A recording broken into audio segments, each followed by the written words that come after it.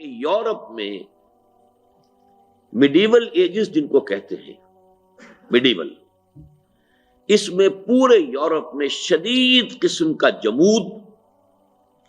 اور فکر اور علم انسانی کے اوپر بڑی شدید قدغنیں آئی تھی۔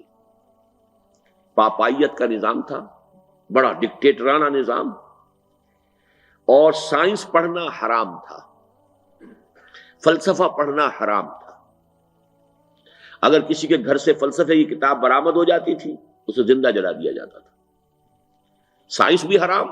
فلسفہ بھی حرام، گویا کہ انسان کے فکر پر بھی تالے اور انسان کے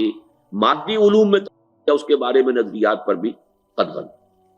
یہ شدید حبس کی کیفیت تھی کہ جس کا رد عمل پیدا ہوا ہے، اور آپ کو معلوم ہے کہ رد عمل پھر ہمیشہ ایکسیڈ کر جاتا ہے اپنے۔ ایسے تو یہ کہ جو لاز آف موشن ہیں وہ آپ نے پڑھے ہوں گے، to every action there is an equal and opposite reaction, لیکن یہ کہ عام طور پر یہ تو یعنی مادیات کی دنیا میں تو ہے کہ وہ ری ایکشن ایکول ہوتا ہے، اپوزٹ تو ہوتا ہے لیکن ایکول ہوتا ہے اپنی انٹینسٹی میں۔ لیکن یہ کہ عمرانیات میں، سوشالوجی میں رد عمل جو ہے وہ حد اعتدال سے تجاوز کر جاتا ہے، وہ پھر دوسری ایکسٹریم کی طرف جاتا ہے۔ تو یہ گویا کہ ایک بہت بڑا سبب ہے کہ جس کے نتیجے میں جب ذرا عقل کے تالے کھلنے شروع ہوئے اور جب ذرا علم اور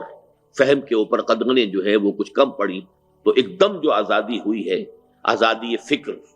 اور فلسفہ اور سائنس، اس کے میدان میں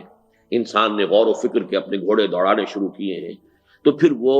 حد اعتدال سے تجاوز کر گیا۔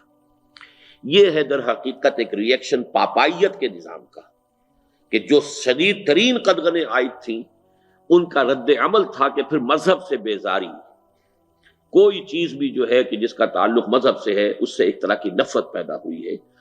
اور اس نے پھر مختلف فلسفوں کی شکل اختیار کی ہے۔